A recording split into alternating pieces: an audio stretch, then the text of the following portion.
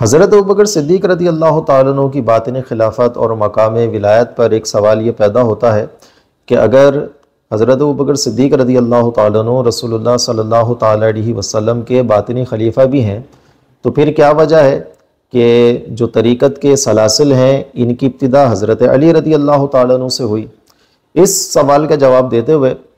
حضرت امام اہل سنت اعلیٰ حضرت فاضل بریلی رحمۃ اللہ تعالی علیہ اعتقاد الاحباب میں تحریر فرماتے ہیں، جس کا خلاصہ میں آپ حضرات کے سامنے پیش کرتا ہوں۔ فرماتے ہیں کہ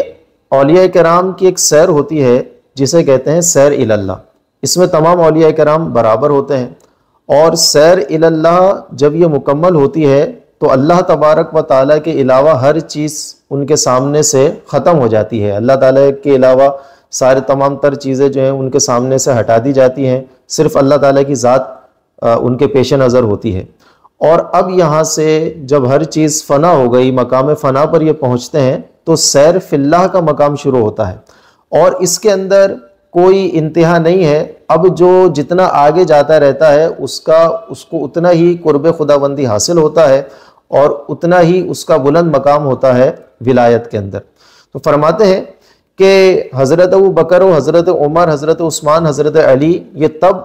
سیر فی اللہ کے اندر آگے بڑھتے رہے، اور پھر بعض ایسے ہوتے ہیں کہ جو آگے بڑھتے رہتے ہیں اور کسی کو مقام ناسوتی عطا کیا جاتا ہے، یہ ایک تصوف کی اصطلاح ہے، اور یہاں سے پھر خرقہ خلافت دیا جاتا ہے، اور یہیں سے ہی سلاسل کا اجرا ہوتا ہے، بیعت کا آغاز ہوتا ہے۔ تو فرماتے ہیں کہ یہ حضرت علی رضی اللہ تعالیٰ عنہ کو مقام ناسوتی دیا گیا، اور ان سے خرقہ خلافت اور سلسلہ طریقت جنبش کے اندر آیا، اور کئی سلاسل پھر آپ سے آگے چلے۔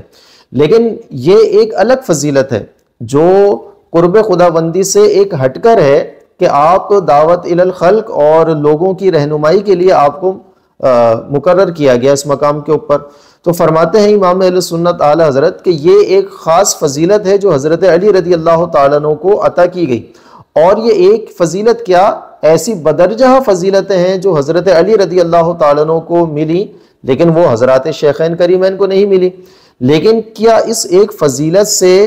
یہ مرتبہ حضرات شیخین کریمین سے بڑھ جائے گا؟ فرماتے ہیں ایسا نہیں ہے۔ وجہ یہ ہے کہ ہمارے نزدیک افضلیت کا جو مدار ہے وہ قرب خداوندی اور سیر فی اللہ پر ہے، اور وہ حضرت ابو بکر اور عمر کی زیادہ ہے بنسبت مولا علی کرم اللہ تعالی وجہہ الکریم کے۔ اور اس کو پھر حضرت علی رضی اللہ تعالیٰ عنہ سے سلسلہ چلنے کو حضرت امام اہل سنت ایک مثال سے سمجھاتے ہیں کہ دیکھو، اگر صرف سلاسل کا چلنا ہی یہ فضیلت کا باعث ہوتا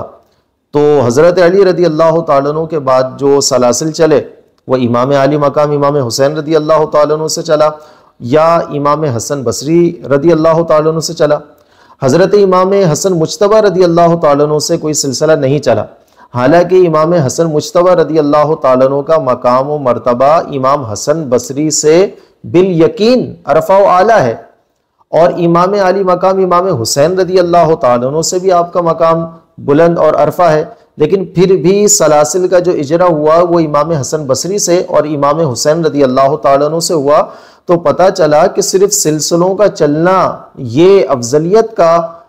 مدار نہیں ہے، اس کے اوپر افضلیت ڈیپینڈ نہیں کرتی، بلکہ افضلیت کا مدار جو ہے وہ قرب خداوندی اور کثرت ثواب ہے۔ اور ہم اہل سنت کے نزدیک یہ مقام و مرتبہ حضرت سیدنا ابوبکر صدیق رضی اللہ تعالیٰ عنہ کو حاصل ہے۔ اللہ تبارک و تعالی ہمیں صحیح عقائد پر گامزن رہنے کی توفیق عطا فرمائے، آمین بجاہ النبی الامین صلی اللہ علیہ وسلم۔